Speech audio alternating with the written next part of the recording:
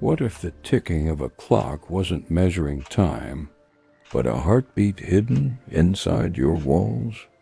This master horologist began replacing brass gears with human bone. To hear what the silence was hiding, look closely at these blueprints. He wasn't building a timepiece. He was building a mechanical ear.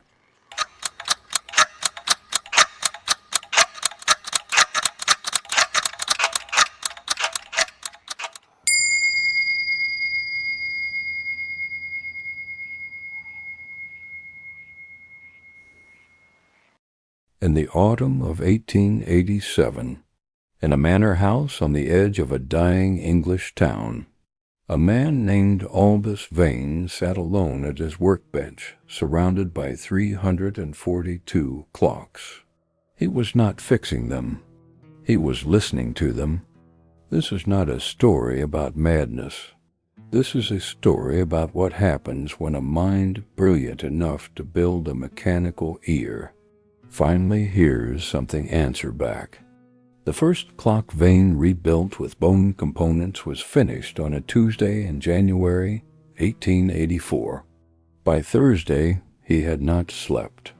Not because he couldn't, because he was afraid to miss what the clock was doing. He had always believed that sound was the most honest thing in the world.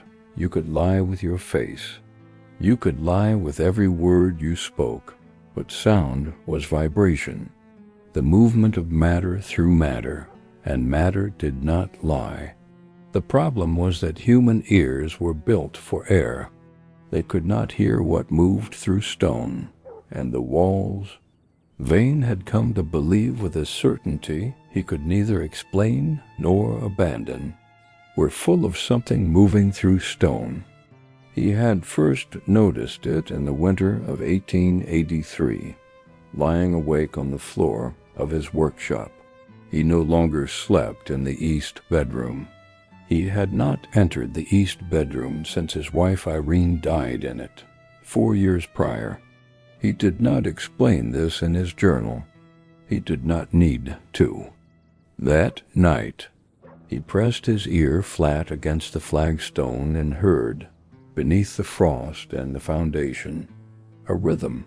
Not pipes, not timbre, something deliberate, something that repeated at an interval of exactly 31 seconds, with the precision no natural process produces. He lay there for 2 hours without moving, counting the interval. 31 seconds, pause. 31 seconds, pause. He made his first bone component 2 weeks later. He removed the steel escapement from a pocket watch and replaced it with a sliver of calcified bone, sourced from a medical supplier in London, no questions asked. He told himself it was a test of conductivity, a material experiment, nothing more. He was lying to himself. He had been doing that for months. With a steel escapement, a clock ticks cleanly, crisply. It is the sound of precision, metal striking metal in a controlled sequence. The tick of the bone escapement was different. It was wet, not grotesque, not obviously wrong, but it carried something, a depth, a warmth, that Vane had no mechanical language to describe, as if the bone were not simply conducting the sound, as if it were participating in it. He sat at his bench for 11 hours without moving. He said nothing. He simply listened. By the 3rd week, Vane had rebuilt 7 clocks with bone at their acoustic cores. Every geared tooth that met another in the resonance chain was now organic, calcified, human. And then he noticed what he would call in his journal, with the clinical understatement of a man refusing to understand what he had found, the second anomaly. The clocks were synchronizing with the walls, not with each other, not with any external timekeeping device. They were bending slowly over 6 to 8 hours, into alignment with that 31-second pulse beneath the flagstone, the one he had first heard on his kitchen floor in 1883, the one the walls had been keeping since long before he started listening. Vane's first journal entry on the subject reads, "The rational conclusion is to document this and step away." His second entry, written the same night, reads, "I have ordered 12 additional bone components from London." There's no third entry that week. He was too busy building. He had, by this point, stopped replacing the clock hands when they fell off. It did not seem to matter. The clocks did not need hands to keep time. He wrote in his journal, I want to give you his exact words, more honest without them. Those are the words of a man who has stopped believing that time is something that can be measured. This is the moment Aldis Vane should have packed his tools and walked out of the Manor forever. But Vane was no longer the man who would have done that. Somewhere between the bone tick in the journal entry and the 12 additional components from London, that man had left. And the man who replaced him needed to hear what the walls were saying. He had been alone at his bench for 6 hours when the sound came from the east corridor. From behind the door he had kept locked since Irene died. His name, spoken once, clearly, in a voice he recognized better than his own. Vane stood at the entrance to the east corridor for a very long time, his hand on the doorframe, not moving. He did not open the door. He did not speak. He stood there until the Manor was quiet again. Then he walked back to his bench. He built 4 more clocks that night. The Manor began to change in ways that no single man's deteriorating health could explain. The temperature of the east corridor dropped by consistent degrees the season alone could not account for, not sharply, but steadily. Over weeks, Mrs. Dodd, his housekeeper of 22 years, described it in her later written account as the difference between a building being cold and a building being drained. By May, she would find Vane in the mornings pressed flat against one wall or another, ear to the plaster, pocket watch held open at his chest like a compass, reading the house. He communicated in fragments. It shifts, he would say, or lower at midnight, or simply, there. Do you hear it? She did not hear it. She heard nothing. But she admitted in her account that the silence she heard was, in retrospect, a very particular kind of silence, the kind that comes just before something speaks. The plaster in the east corridor developed a network of hairline cracks, not structural, not water damage, branching from central points and patterns that Vane traced onto drafting paper and which bore, to any eye familiar with anatomical illustration, an exact resemblance to vasculature, to the interior of bone magnified. The paintings on the corridor walls began to vibrate, not audibly, tactile. Mrs. Dodd pressed her palm to a portrait of Vane's father and felt the canvas tremble slowly beneath it, like the skin of a drum struck very gently from the wrong side. She removed her hand. She did not touch the paintings again. She did not mention it to anyone for 11 years. And then came the night Vane achieved what he called, in his journal, critical threshold, 14 bone component clocks, months of calculation, placed in precise acoustic configuration across the ground floor, triangulating the shadow patterns, engineering a single moment of harmonic overlap, the point at which all 14 mechanisms would synchronize not merely with each other, but with the structural frequency of the building itself. At 11:47 on the 14th of November, 1887, every clock in the manor stopped simultaneously for 9 seconds, and in those 9 seconds, Aldis Vane heard the walls breathe. He felt it in his teeth, in the marrow of his forearms, in his sternum, at a frequency just below what the body recognizes as external and just above what it recognizes as its own. The building drew inward, a long, slow intake, then released. A bilateral exchange of pressure through stone and mortar and mineral. One breath, enormous, patient. For 9 seconds, Aldis Vane and the manor breathed in the same rhythm. He wrote in his journal, "This house is not a container. It is a recording. The walls are not hollow. They are the substrate upon which every sound that has ever occurred within this structure has been written. In the way a phonograph cylinder holds music, layer upon layer, compressed into mineral. And I have just built the needle. Think about the walls of the room you are in right now. Think about every sound that has ever happened inside them, every argument, every private thing you said, believing the air would carry it away. Irene Vane died in the east bedroom in 1879. The walls had been holding her voice for 8 years before Aldis Vane built the instrument to play it back.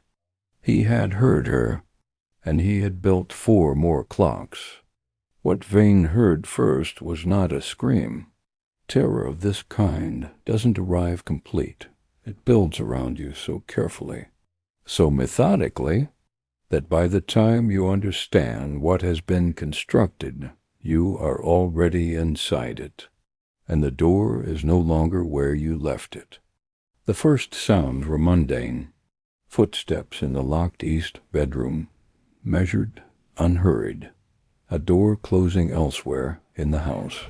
The sound of cutlery on a dining table, from a dinner years or decades past, leading back through the plaster at a frequency just below clear speech, human in its rhythm, specific in a way that accident cannot produce.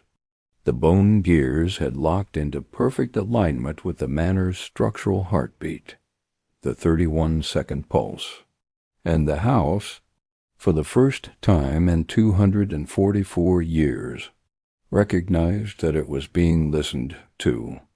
The mundane sounds gave way to older sounds. The conversations behind the walls were not in contemporary speech. They used patterns and cadences that belonged to different centuries, each layer older than the last, each resolving more clearly as the mechanism reached deeper into the mineral record. The manor had been built in 1643. Every voice that had ever spoken within it was held in its stone. Every argument, every secret, every sound any person believed had dissolved into air. None of it had dissolved. Night by night, the playback resolved with increasing clarity, the layering separated, the way a trained ear can begin to isolate a single instrument inside an orchestra, given enough patience. Vane mapped the acoustic history of the manor the way an archaeologist maps strata. The most recent sounds at the surface, the oldest sounds deepest in the stone, and between them, the entire compressed human record of a building that had been standing and listening and holding for nearly 2.5 centuries. He had not slept in 11 days. He had stopped eating meals in March. In his journal, beginning around late October, the entries become spare. Fragments. West wall clearer tonight. Sound from east corridor. 2 a.m. Unresolved. And then, dated November 3rd, a single entry that I want you to sit with. heard my own voice through the south wall at approximately 11 p.m., not a recording of something I have said. The words were ones I have not yet spoken. I recognize them because they are the only conclusion I have been avoiding. I wrote them down in the margin as a question. I must become the final gear? On reflection, I believe the question mark is incorrect. The frequency shifted. The hum rose by a quarter tone. All 14 clocks accelerated in unison precisely, as if approaching a specific target rhythm, and the walls beneath Vane's palms were warm, not room temperature warm, not fire warm, body temperature warm, 37 degrees, the temperature of living tissue. He watched the wallpaper move, not in a draft, not randomly, in a slow, wave-like contraction that began at the ceiling and traveled to the floor, and then began again at the ceiling, patient, measured, as if something behind the plaster were breathing at the same rate as the 31-second pulse. And then, at the precise moment the bone gears reached their maximum harmonic synchronization, the playback resolved, not into the layered murmur of centuries, into one voice, singular, close, speaking directly into Vane's ear from inside the wall. 4 words. We have been waiting.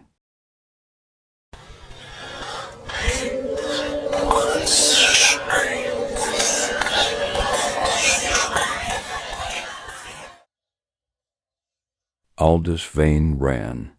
He made it 12 feet, because the sound was no longer in the walls.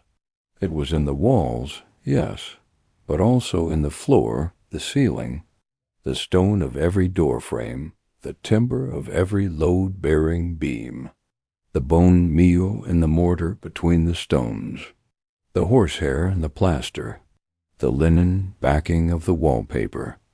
It was in every organic material from which the manor had been constructed, and a building, examined honestly, is nothing but organic material arranged into the shape of shelter.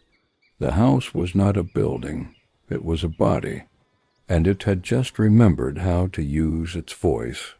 He stood in the center of the entry hall, his 244 years of compressed acoustic history poured simultaneously through every surface surrounding him, every voice, every argument, every intimate thing spoken in this place since 1643, in a cascade that no human mind was built to receive all at once. He could hear Irene, he could hear himself, he could hear conversations from a future he had not yet reached. The house had been trying to speak for 244 years. Aldis Vane had built it a voice, and it was not grateful. It was hungry. The journal of Aldis Vane ends on November 17th, 1887. 3 sentences.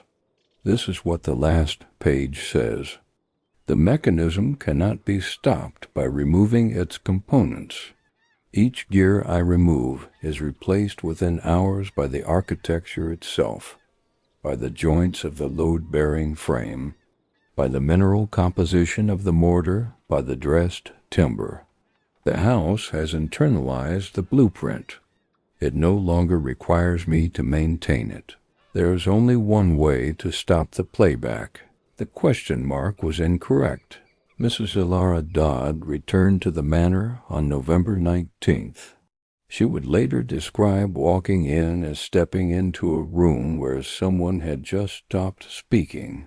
That specific, loaded stillness. She found the 14 clocks, not stopped, not wound down, still in the way that living things are still when life has left them. She found the journal, the blueprints, 341 clocks. She did not find Aldis Vane. She searched every room. She opened the east bedroom for the first time in 8 years. It was cold, undisturbed. She stood in the doorway for a long time, listening. She heard nothing, but the nothing she heard was she wrote. A very particular kind of nothing, the kind that comes between one word and the next. Not absence, pause. Investigators found, in the east corridor wall, behind the wallpaper, behind the plaster, inside the body of the wall itself, a cavity, approximately the width of a human chest, shaped from within, smooth, warm to the touch, as if recently occupied. From within it came a sound the lead investigator described in his report, crossed out, rewritten, because accuracy mattered more than comfort, as rhythmic, biological, ongoing. The manor has been sold 6 times since 1887. Each previous owner left within 2 years. None filed formal complaints. None left forwarding addresses or explanations. They corresponded normally and then, at some point in their second year, simply stopped. The current firm has been in residence for 2 years and 4 months. They are the first occupants in 137 years to remain past the 2-year mark. The acoustic survey they commissioned last month was conducted by a man named Paul Greer, 41 years old, 17 years of field experience. He filed his report on the 2nd of April. He described the vibration as rhythmic, biological, and ongoing. He recommended immediate evacuation. He noted, and this was crossed out in the submitted version, but the crossing out was thin enough to read beneath, that the vibration appeared to be tracking the movement of building occupants between rooms, responding to them, learning their patterns. His report was not acted upon. Nobody has heard from Paul Greer in 14 days. His car is still in the car park. The next survey is scheduled for the 9th. Aldis Vane built the finest mechanical ear in the history of the craft. He was brilliant enough to build it, and human enough not to survive what it heard. The house does not need clocks anymore. It has learned the rhythm. It is listening. It has been listening since you pressed play. This story is told, but Aldis Vane is still in the wall. Paul Greer has been missing for 14 days, and the east bedroom door is still warm to the touch. Shadow West asks only one thing. Tonight, when the house goes quiet, press your ear to the wall. Stay very still. Tell us what you hear.